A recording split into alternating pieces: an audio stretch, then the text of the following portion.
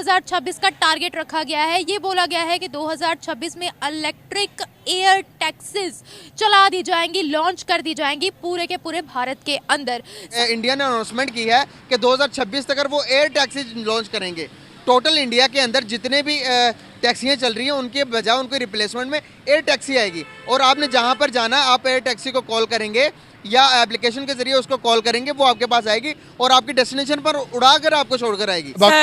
मैं बहुत छोटी थी जब मैं देखती थी इंडिया ने ट्रैक्टर बनाया, इंडिया ने अपनी बाइक खुद बनाई, फिर एक गाड़ी इंडिया में चली, मुझे नाम तो उसका मॉडल नहीं पता लेकिन एग्जैक्टली, बट इंडिया ने अपनी गाड़ी खुद बनाई। अब मैं सोचती थी, मुझे लगता था कि शायद मेहरान पाकिस्तान में बनती है ना, जब मैं छोटी थी, लेकिन अब आगे आइडिया हुआ कि हम तो एक छोटी से छोटी चीज़ चाइना से लेने के मुख्तार। Everyone knows that India is number 1। उसकी रीज़न क्या है?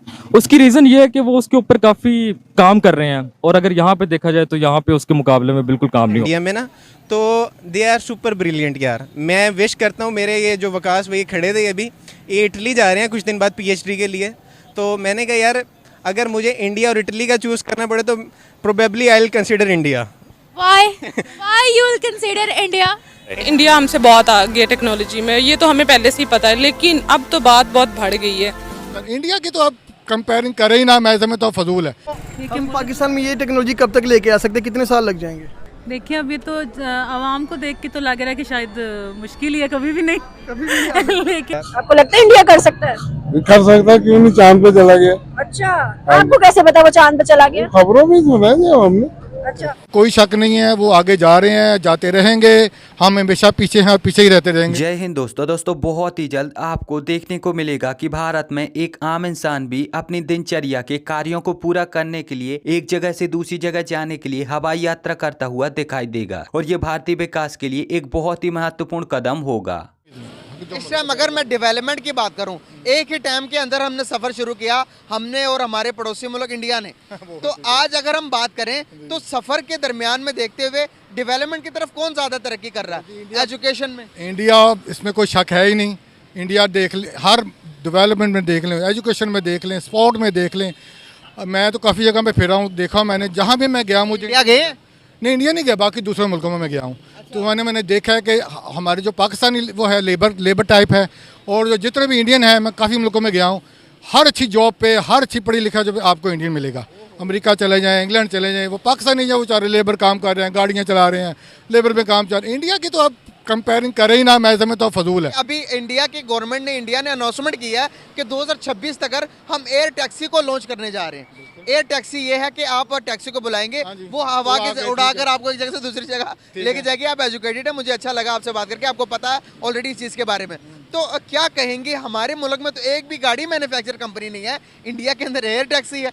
कैसी बात कर रहे हैं, वो क्या कर रहे हैं डेवलपमेंट पे, कैसे जा सकते हैं ऐसे? फिर बात वही है कि वो उन पर हमारा कोई मुकाबला नहीं है। वो अपने, वो जो हमेशा जो गवर्नमेंट आती है इंडिया की, वो अपने मुखलिस है अपनी कौम से, वो उधर करप्शन में नहीं है करप्शन, लेकिन जितनी करप्शन इधर है ना उधर है, पकड़ते हैं, वो उधर करप्शन नहीं है। इधर बहुत बुरा, वो अपने मुल्क के साथ मुखलिस है। अब दरअसल हाल ही में ये न्यूज निकल कर आई है कि हमारे देश की सबसे बड़ी एविएशन कंपनी इंडिगो ने USA बेस्ड आर्चर एविएशन के साथ पार्टनरशिप कर ली है, और ये दोनों कंपनियां मिलकर 2025-26 तक भारत में एयर टैक्सी की सुविधा उपलब्ध कराएंगी। अब इंडिगो का यहाँ पर कहना है कि भारत के विकास के लिए एयर टैक्सी की सुविधा बहुत ही ज्यादा जरूरी है, और ये भारतीय लोगों के लिए बहुत ही ज्यादा फायदेमंद साबित होगी। अब क्योंकि भारत में पूरी दुनिया में सबसे ज्यादा जनसंख्या है, और इसी की वजह से भारत में जो पहले से लोग हैं उनके पास भी वाहन है, और जो नए लोग हैं वो भी वाहन खरीद रहे हैं। तो इसकी वजह से हमें भारत में प्रदूषण और साथ ही साथ ट्रैफिक जैसी समस्याएं देखने को मिलती हैं, और इसी ट्रैफिक और प्रदूषण की वजह से जो लोगों के दिनचर्या के कार्य हैं वो भी बिगड़ते हैं, और कुल मिलाकर लोगों की जो जिंदगी है वो पूरी तरह से अस्त व्यस्त हो जाती है। तो इन्हीं समस्याओं का सबसे बड़ा समाधान यही है कि इंडिगो जैसी भारतीय कंपनी भारत में बहुत ही ज्यादा सस्ते दामों पर एयर टैक्सी की सुविधा उपलब्ध कराएंगी। इंडिगो का यहाँ पर कहना है कि शुरुआत में एयर टैक्सी की जो सुविधा है वो भारत की मेट्रो सिटी और बड़ी बड़ी सिटी जैसे कि दिल्ली, मुंबई, चेन्नई, बेंगलुरु, गुरुग्राम और अहमदाबाद जैसे शहरों में शुरू की जाएगी, और अगर ये सुविधा वहाँ के लोगों के लिए जरूरी और फायदेमंद साबित होगी तो फिर धीरे धीरे इस सुविधा को पूरे भारत में चालू कर दिया जाएगा। कंपनी का यहाँ पर कहना है कि एयर टैक्सी की सुविधा की वजह वजह से प्रदूषण से तो आपको थोड़ा बहुत यहाँ पर निजात मिलेगा ही, साथ ही साथ यहाँ पर जो आपका सफर है वो भी बहुत ही ज्यादा आसान हो जाएगा। मान लो कि अगर किसी जगह पर आपको पहुंचने में 7 घंटे लगते हैं तो आप वहां पर केवल 7 मिनट में पहुंच जाओगे और इस सुविधा की वजह से फिर समय की बचत भी होगी और साथ ही साथ काम भी ज्यादा होगा। तो कुल मिलाकर इस सुविधा का एक बहुत ही ज्यादा सकारात्मक प्रभाव हमारी अर्थव्यवस्था पर पड़ेगा, साथ ही साथ हमारे दैनिक जीवन पर भी हमें इसका एक सकारात्मक प्रभाव देखने को मिलेगा। बिल्कुल सही। अच्छा मुझे बताओ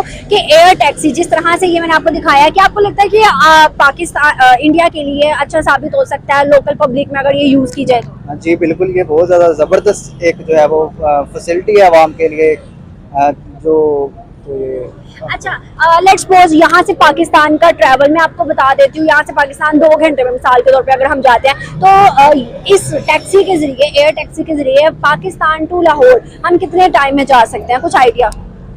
पाकिस्तान टू लाहौर? हाँ sorry, Pakistan to Karachi. Sorry, अच्छा पाकिस्तान टू कराची, लाहौर टू कराची है। लाहौर टू कराची तो ये मतलब आप लगा लेंगे कोई 5 मिनट का सफर होगा या 10 मिनट का सफर होगा, इतना ही सफर होगा आई थिंक सो। मतलब इतनी ज्यादा स्पीड होगी उसके साथ, ये टैक्सी ऐसे कर सकती है। Same as it is. कौन सा ऐसा कंट्री है जो तेजी से डेवलपमेंट की तरफ जा रहा है? Everyone knows that India is number 1। उसकी रीजन क्या है?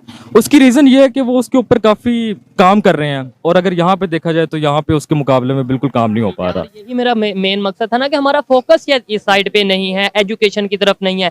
अभी इंडिया की आपने बात की, मैं उसी की आपको न्यूज बताता हूँ कि वहां पे पहले इलेक्ट्रिक बाइक बनी, फिर इलेक्ट्रिक कार बनी, फिर मर्सिडीज बेंज जो तकरीबन 850 किलोमीटर इलेक्ट्रिसिटी पे ही चलती है। अब वो इलेक्ट्रिक प्लेन बनाने जा रहे हैं जो कि प्रूव हो चुके हैं, उसका जो डिजाइन है अब वो 2024 तक बना देंगे। क्या कहना चाहेंगे इसके ऊपर? अच्छी बात है और इस पे काम होना चाहिए। अगर एक इंसान, अगर एक नेशन जो है वो काम कर रही है तो उसको अप्रिशिएट करना चाहिए, बजाय इसके कि हम लोग उनको टारगेट करें वहां पे रख के जहां पे हम लोग उनको टारगेट कर सकते हैं। मतलब कुछ भी है, हमें उनको अप्रिशिएट करना चाहिए। नो डाउट, अच्छी बात है, अप्रिशिएट करना चाहिए। अप्रिशिएट करने के साथ हमें सीखना चाहिए। देखिए मैंने भी तो पाकिस्तान को आगे लेके जाना है, आपने भी लेके जाना है। हम नहीं लेके जाना, बेसिकली यहाँ पे किसी एलन मस्क ने आके नहीं लेके जाना, हमने लेके जाना, मैंने लेके जाना, आपने लेके जाना है। आप यकीन माने इंडियंस के साथ हमने काम किया, हम करते हैं उनके साथ, मेरे कुलीग्स हैं इंडिया में ना, तो दे आर सुपर ब्रिलियंट यार। मैं विश करता हूँ, मेरे ये जो वकास भाई खड़े थे अभी, ये इटली जा रहे हैं कुछ दिन बाद PhD के लिए।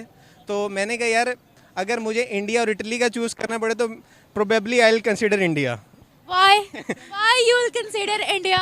इंडिया इज़ बेसिकली देखें वहाँ पे IIT उनका एक इदारा, बेसिकली उनके डिफरेंट जो सॉफ्टवेयर हब है ना वो बहुत स्ट्रॉन्ग है, ठीक है। और वो बेसिकली ऐसे नहीं है कि वहाँ पे जो रिगार्ड वो इन्वेस्ट कर रहे हैं ना, सिस्टम उन्होंने स्ट्रॉन्ग किया है। और हम किधर इन्वेस्टमेंट कर रहे हैं?